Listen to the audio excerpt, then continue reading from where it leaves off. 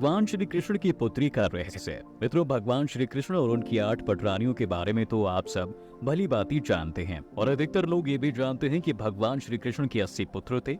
लेकिन शायद ही किसी को ये ज्ञात होगा कि भगवान श्री कृष्ण की एक पुत्री भी थी, लेकिन उसके बारे में शायद ही किसी पुराण या धर्म ग्रंथ में पढ़ने को मिलता है। तो कौन थी भगवान कृष्ण की वो पुत्री और क्या है उसका रहस्य? मित्रों, भगवत पुराण के अनुसार भगवान श्री कृष्ण ने 8 शादियां की, जिसमें उन्होंने सबसे पहला विवाह विदर्भ के राजा भीष्म की पुत्री रुक्मणी से किया था, जिन्हें देवी लक्ष्मी का अवतार भी माना जाता है। कहा जाता है कि रुक्मणी का विवाह चेदी राज्य के राजा शिशुपाल से तय हो गया था, लेकिन रुक्मणी मन ही मन भगवान श्री कृष्ण को अपना स्वामी मान चुकी थी और उनसे प्रेम भी करती थी। इसलिए रुक्मणी ने भगवान श्री कृष्ण से निवेदन किया कि वो उनका हरण करके उनसे विवाह कर लें, जिसके बाद भगवान श्री कृष्ण ने ऐसा ही किया और विवाह स्थल से रुक्मणी को हरण करके उनसे विवाह कर लिया। और देवी रुक्मणी ने ही सबसे पहले भगवान कृष्ण के उत्तराधिकारी को जन्म दिया था। भगवान श्री कृष्ण और देवी रुक्मणी के पुत्र थे, जिनका नाम प्रद्युम्न, चारुदेशन, सुदेशन, चारुदे, सुचारु, चारुगुप्त, भद्रचारु, चारुचंद्र, विचारु और चारु था, जो बल, बुद्धि और सुंदरता में भगवान श्री कृष्ण की तरह ही थे। वहीं देवी रुक्मणी से भगवान श्री कृष्ण की एक पुत्री भी थी, जिसका नाम चारुमती था। वो भी अपने पिता की तरह ही थी, लेकिन चारुमती के बारे में किसी धर्म ग्रंथ में अधिक जानकारी नहीं है।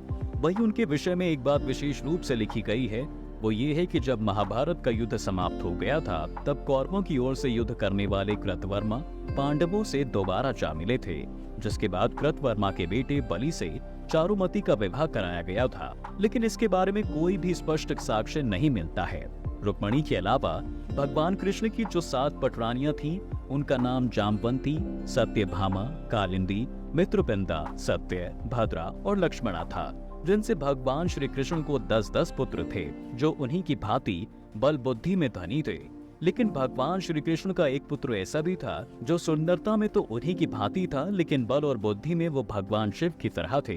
भगवान श्री कृष्ण के इस पुत्र का नाम सांब था, जो भगवान श्री कृष्ण की पत्नी और रामायण में भगवान श्री राम की सहायता करने वाले जामवंत की पुत्री जामवंती का पुत्र था। माना जाता है मित्रों कि भगवान श्री कृष्ण से विवाह के कई वर्षों बाद भी जामवंती की कोई संतान नहीं थी, जिसके बाद भगवान श्री कृष्ण ने पुत्र प्राप्ति के लिए तप करके भगवान शिव को प्रसन्न किया था, क्योंकि श्री कृष्ण ये चाहते थे कि उनका पुत्र महादेव के गुणों वाला हो।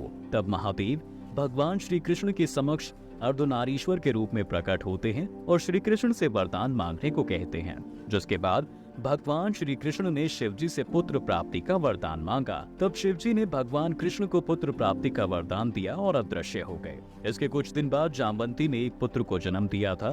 तब भगवान श्री कृष्ण ने महादेव के अर्धनारीश्वर स्वरूप पर अपने पुत्र का नाम सांब रखा था, क्योंकि भगवान शिव के अर्धनारीश्वर स्वरूप को सांब के नाम से भी जाना जाता है। मित्रों, कहा जाता है कि सांब जब बालक था तब से ही वो बहुत बलशाली था और उसका विवाह दुर्योधन की पुत्री लक्ष्मणा से हुआ था। लक्ष्मणा दुर्योधन की पत्नी भानुमति की बेटी थी, जो सांब से प्रेम किया करती थी।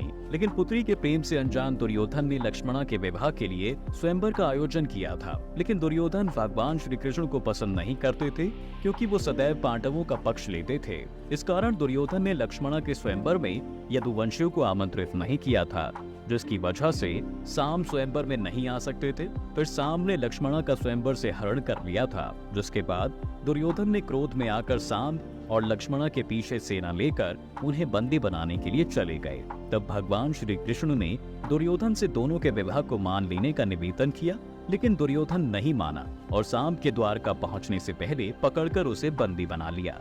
तब भगवान श्री कृष्ण को उनके बड़े भाई बलराम दुर्योधन के पास शांति प्रस्ताव लेकर आए और उन्हें समझाया कि सांब और लक्ष्मणा एक दूसरे से प्रेम करते हैं, इसलिए युवराज आपको दोनों के प्रेम को मान लेना चाहिए। साथ ही भगवान श्री कृष्ण ने दुर्योधन से निवेदन किया कि वो उनके बीच की शत्रुता को उनके बच्चों में न आने दें, क्योंकि बलराम ने दुर्योधन को गदा युद्ध करना सिखाया था।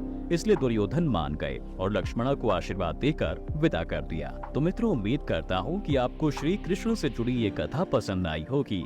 अगर पसंद आई है तो इसे ज्यादा से ज्यादा लाइक और शेयर अवश्य करें।